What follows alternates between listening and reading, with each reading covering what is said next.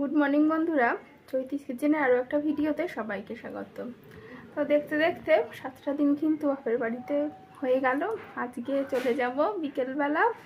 তো চলে যাব দেখে মনটা একটু খারাপ লাগছে, তারপর ভাবছি যে আবার তো কদিন পরেই আসবো, তো সেটা ভেবে আবার আনন্দ লাগছে। তো যাই হোক, তো চলুন দেখি আজকে কি রান্না হচ্ছে আর সেটা আপনাদের সাথে শেয়ার করব। আশা করি আপনাদের রেসিপিটা ভালো লাগবে। আর আজকে ডিমের একটা রেসিপি আপনাদের সাথে শেয়ার করব। তো এখানে 4টে ডিম নিয়ে নিয়েছি, পেঁয়াজ আর টমেটো রয়েছে। তো প্রথমে ডিমগুলোকে ফেটিয়ে নেব। সবকটা ডিম এক এক করে ফাটিয়ে বাটিতে নিয়ে নেব।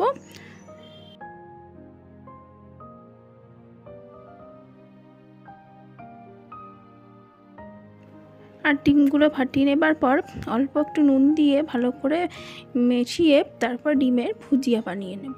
তো এই যে ডিমের ভুজিয়া বানানোর জন্য সর্ষের তেলে ডিমগুলো দিয়ে তারপর এগুলোকে ভুজিয়া বানিয়ে নিচ্ছি। ডিমের এই রেসিপিটা কিন্তু খুবই চটজলদি হয়ে যায়। যারা ডিম খেতে ভালোবাসেন তারা তো এই রেসিপিটা করবেনই, আর যারা ডিম খেতে ভালোবাসেন না তারাও কিন্তু একবার এই রেসিপিটা ট্রাই করে দেখবেন।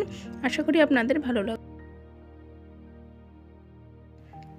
আর এই যে ডিমের ভুজিয়াটা হয়ে গেছে, এটা তুলে নেবার পর এখন কড়াইতে দিয়ে দিচ্ছি সাদা তেল। সাদা তেলটা গরম হয়ে গেলে দিয়ে দিলাম গোটা জিরে ফোড়ন। ফোড়নটা রেডি হয়ে যাবার পর এখন কেটে রাখা আলুর টুকরোগুলো দিয়ে দিচ্ছি, আর আলুর টুকরোগুলো এখন ভালো করে ভেজে নেব।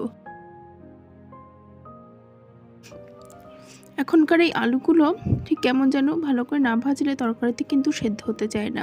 তো আলুগুলো ভালো করে ভেজে নেবার পর এখন কেটে রাখা পেঁয়াজের টুকরোগুলো দিয়ে দিলাম। আলুর সাথে পেঁয়াজটা আরও কিছুক্ষণ ভালো করে ভেজে নেব।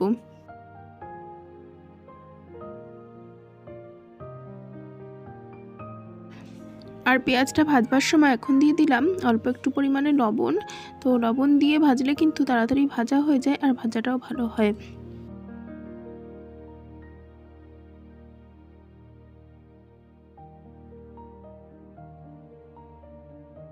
আলু পেঁয়াজটা ভাজা ভাজা হয়ে গেলে এখন দিয়ে দিচ্ছি কেটে রাখা টমেটো। টমেটোটা দিয়ে ভালো করে মিশিয়ে নেব যতক্ষণ না টমেটোটা পুরোপুরি নরম হয়ে যায়।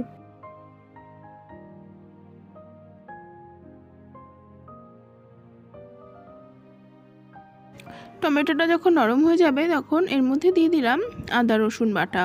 এই আদা রসুন বাটাটা দিয়ে ভালো করে এখন মিশিয়ে নিচ্ছি যাতে আদা রসুনের কাঁচা গন্ধটা চলে যায়। আদা রসুন বাটাটা দিয়ে মিশিয়ে নেবার পর এখন এর মধ্যে গুঁড়ো মশলা অ্যাড করছি। দিয়ে দিচ্ছি পরিমাণ মতন লবণ, জিরে ধনের গুঁড়ো, আর দিয়ে দেবো একটু লঙ্কার গুঁড়ো।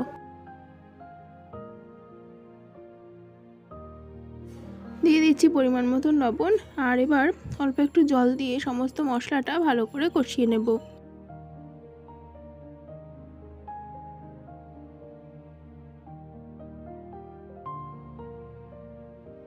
আর মশলাটা ভালোভাবে কষিয়ে নেবার পর এখন ভেজে রাখা ডিমের ভুজিয়াগুলো দিয়ে দিলাম, দিয়ে একটু ভালো করে মিশিয়ে নেব।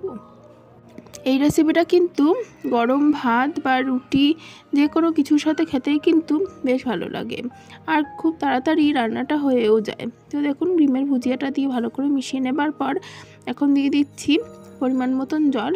আর এই রান্নাটা কিন্তু একদমই বেশি ঝোলঝোল হবে না, একটু মাখা ঝোল হবে, তবেই কিন্তু এটা খেতে ভালো লাগবে। যাতে আলুটা সেদ্ধ হয়ে যায় সেই পরিমাণ জলই দিলাম। আর এই যে ঝোলটা কিন্তু ফুটতে শুরু করে দিয়েছে, ফুটিয়ে একদম ভালোভাবে মাখা যখন হয়ে আসবে তখন কিন্তু নামিয়ে নেব।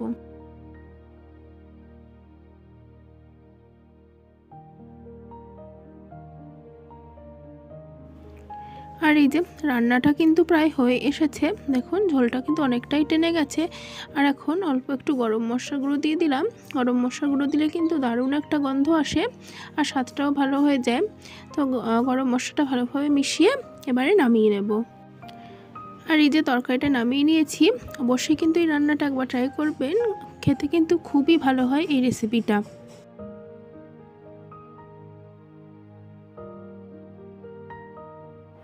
আর বন্ধুরা, আজকের রেসিপিটা কেমন লাগলো সেটা অবশ্যই জানাবেন।